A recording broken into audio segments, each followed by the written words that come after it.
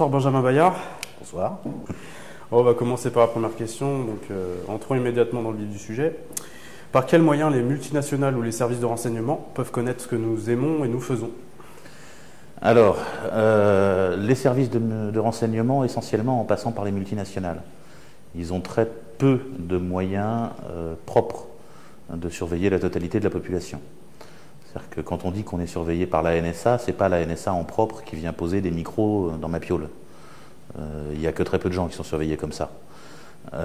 Essentiellement, la NSA prend ces informations chez les multinationales. Donc pour répondre à la question, ça commence par qu'est-ce que les multinationales savent? En fait, elles savent énormément de choses. Il y a un nombre considérable d'activités humaines qui se font de manière électronique et numérique aujourd'hui, qui laissent des traces. Le plus évident, c'est ça, c'est le téléphone. Le téléphone parle en permanence avec les antennes qui sont autour de lui, parce qu'il est accroché sur le réseau. Et donc, on sait en permanence sur quelle antenne il était accroché, donc à quel endroit vous étiez. Ça, ce sont des données qui sont enregistrées. Les opérateurs enregistrent ces données-là. En France, typiquement, c'est une obligation légale pour l'opérateur de l'enregistrer et de conserver ça pendant 1 an. Donc pendant 1 an, ils notent, ils gardent le 23 janvier à 17h12, tel téléphone était visible sur telle antenne, donc dans tel quartier de telle ville, et de manière extrêmement précise. Et donc ces informations-là sont les informations que la NSA recueille. Donc typiquement aux États-Unis, les opérateurs aussi collectent ce genre d'informations-là et la NSA pioche dedans de manière assez libérale. On sait qu'en France, certains opérateurs sont très coopératifs, entre guillemets, si on cite les documents américains. Tout le monde croit comprendre que certains opérateurs, ça se prononce Orange, et très coopératif, ça veut dire open bar sur les données. Donc les services américains et français se servent à volonté dans les données fournies par probablement Orange. Mais globalement, ça pourrait être SFR que ça ferait à peu près pareil. Donc ça, c'est le type d'information qu'on va récupérer. En dehors du téléphone, il y a aussi tout ce qui ressemble de près ou de loin à un site web. Un exemple très simple, à chaque fois que je visite une page web, le serveur note telle adresse IP est venu consulter telle page. Et cette information-là, il en fait bien ce qu'il veut. Bon, ça, c'est pas super invasif parce que ça veut dire que le Figaro sait quels articles du Figaro j'ai lus, Le Monde sait quels articles du Monde j'ai lus, Picsou Magazine sait quel BD de Picsou Magazine j'ai lu. Jusque-là, c'est pas très embêtant. Plus rigolo, quand on regarde une page internet, le petit j'aime de Facebook, qui est en bas de l'article, le petit icône like, elle vient de Facebook. Elle vient pas du site où il y a l'article, elle vient de Facebook. C'est-à-dire que la petite icône, en vrai, c'est une page toute petite, de la taille d'une icône, mais qu'on a été chercher sur le serveur de Facebook. Et donc Facebook sait que vous avez été chercher telle icône et que vous avez été la chercher depuis tel article de tel journal. Et donc même quand on n'est pas abonné Facebook, même quand on n'a pas de compte Facebook, Facebook a une trace dans ses logs disant telle adresse IP, tel jour, à telle heure, a lu tel article de tel journal. Pour tous les articles de tous les sites sur lesquels il y a des logos like. C'est-à-dire l'immense majorité des grands médias, des blogs, de tout ce qui ressemble à du site communautaire, de tout ce qui ressemble à des forums, etc., etc., etc. Et donc la quantité d'informations que ça représente est phénoménale. Mais ce ne sont pas des infos qui ont été espionnées. Ils n'ont pas violenté mon ordinateur pour qu'ils leur disent. Mon ordinateur a affiché une page web. Dans cette page web, il y avait écrit « il faut aller chercher telle image » sur le serveur de Facebook. Il a été chercher l'image en question, et voilà. Techniquement, c'est à ma demande que ça a eu lieu. C'est parce que j'ai demandé à voir la page que cette information a été transmise. Par contre, le blanc-seing donné à Facebook pour conserver ça, pour archiver ça, ça, ils m'ont rien demandé, j'ai rien signé. Il y a les conditions d'utilisateur quand même. Ah, mais moi, je ne suis pas abonné. Ouais. C'est vrai, pour ceux qui n'ont pas Facebook. Mais même quand je consulte, je suis en train de lire Télérama.fr, j'y suis pas en tant qu'abonné Facebook, j'y suis juste en tant que je lis le site. c'est très bizarre ce transfert d'informations, il pose problème. Et donc ça fait partie des traces qu'on laisse de manière totalement inconsciente. Je veux dire, quand on va visiter une page web, on est en général extrêmement peu conscient de la quantité d'informations qu'on laisse ailleurs que là où on est allé.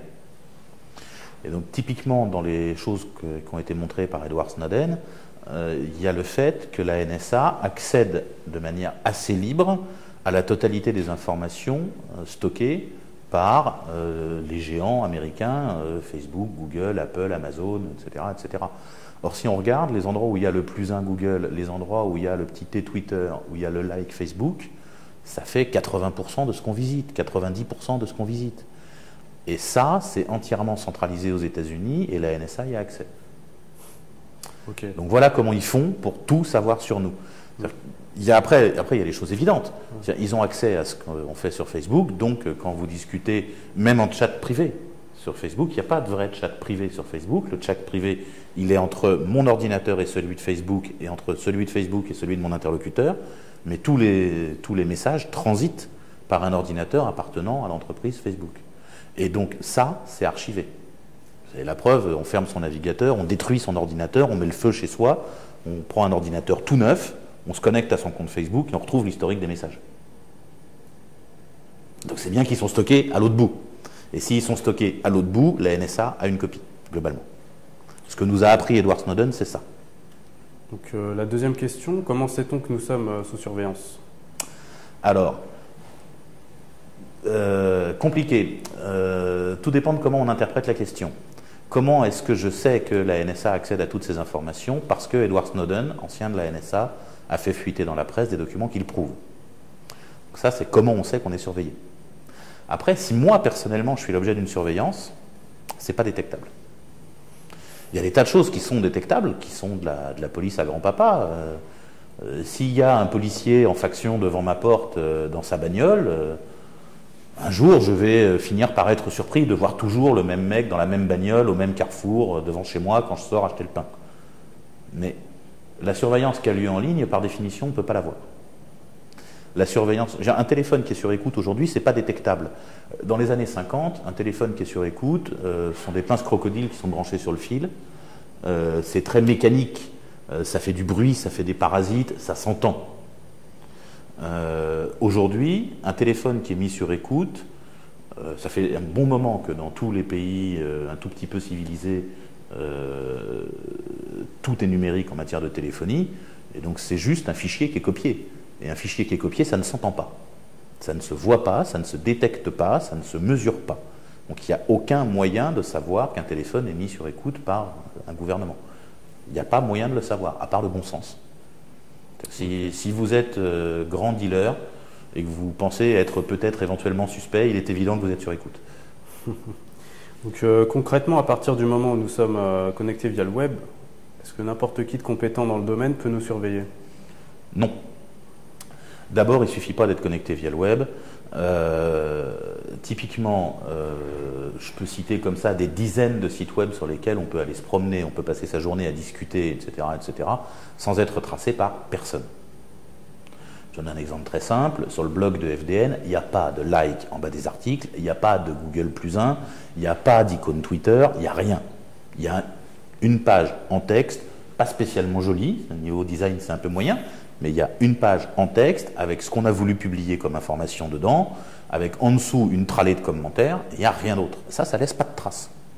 Ça laisse des traces que sur notre site web disant telle personne est venue. Et nous, on sait qui est venu nous lire. Ce n'est pas une trace intrusive. Après, quelqu'un, si compétent soit-il, n'a pas accès de manière magique à l'information. C'est-à-dire, quand une personne A va lire un article sur tel site et qu'il y a un petit like en bas de la page, le gars qui a la main sur le site web sait qui est venu le lire, le gars qui a la main sur l'ordinateur de la personne sait ce qu'on a fait, c'est-à-dire si je mets un mouchard dans un ordinateur, je sais ce que l'ordinateur fait, et Facebook sait qui est venu. Mais quelqu'un qui est en dehors de ces trois-là, si compétent soit-il, n'a accès à rien.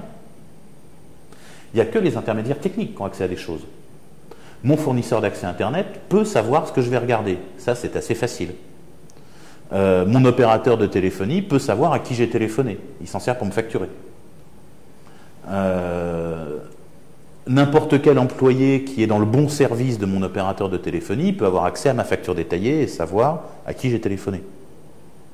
Donc, les personnes qui ont accès à l'information ne sont pas les personnes qui ont la bonne compétence. Ce sont les personnes qui sont au bon endroit, dans l'organigramme de la bonne entreprise.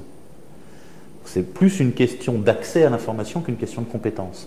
Après, les questions de compétence vont se jouer sur pirater un ordinateur. Ouais, voilà. Ça, c'est autre chose. Et ça, c'est absolument pas lié à la surveillance généralisée. Si j'ai la compétence informatique pour pirater et prendre en main votre ordinateur, je suis capable à partir de là d'installer un logiciel qui va me dire il utilise tel navigateur, il s'en sert pour aller regarder tel site web, pour intercepter ses mails, etc., etc.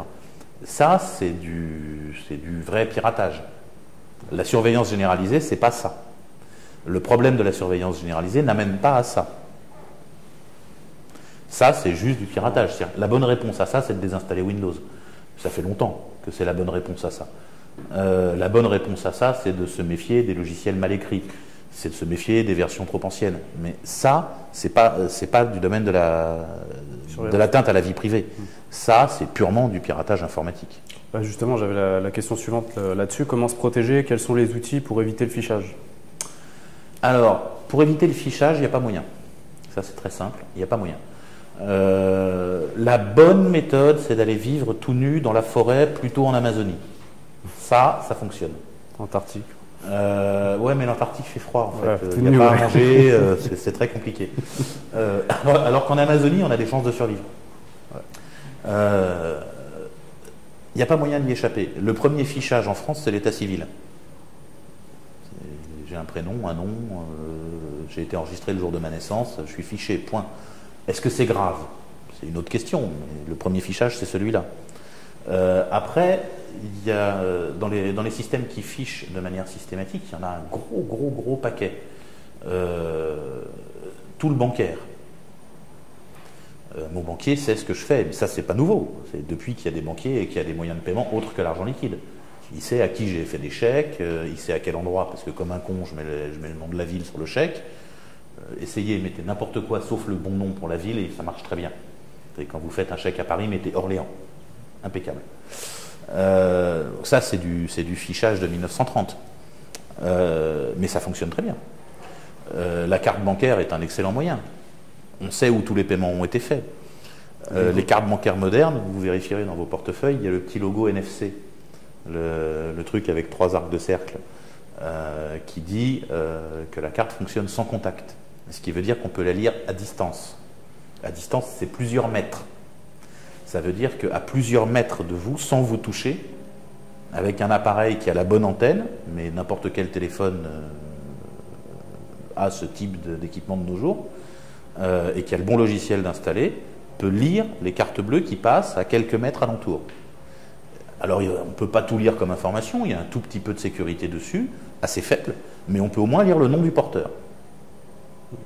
Et donc, on peut, en plaçant la bonne antenne au bon endroit, bêtement, hein, vous installez ce logiciel-là sur votre téléphone, vous prenez le métro, quand vous rentrez chez vous le soir, vous avez les noms des gens que vous avez croisés dans le métro, tous.